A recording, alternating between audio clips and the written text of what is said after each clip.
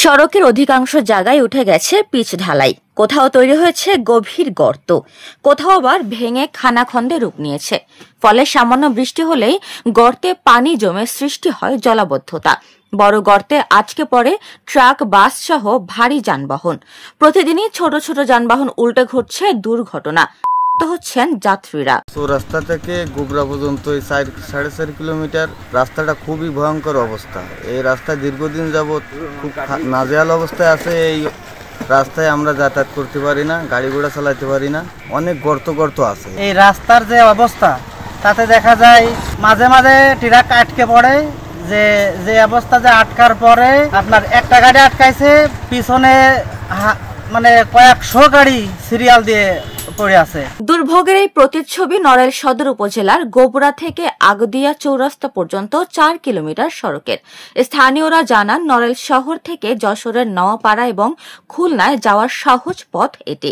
প্রতিদিন কয়েক হাজার যানবাহন এই সড়ক দিয়ে চলাচল করে। ওই অঞ্চলের শিল্প কারখানার পণ্যবাহী হাজারো গাড়ি এই সড়ক ব্যবহার করে।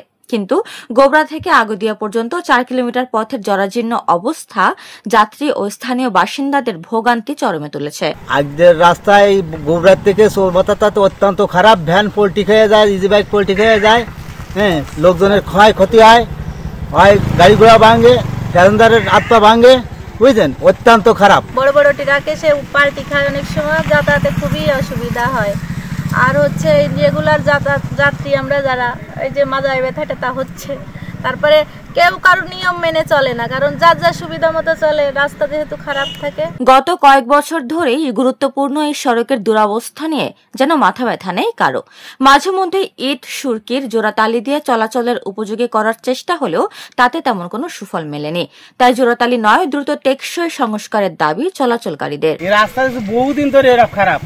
কেউ আতদের এখন ইটা নিয়ে ফেলাই দিয়ে ট্রাকে, ওইভাবে ওরা ঠেলে নিয়ে যায়, জোন বাধা দিয়ে ঠেলিয়ে সে নিয়ে যায়।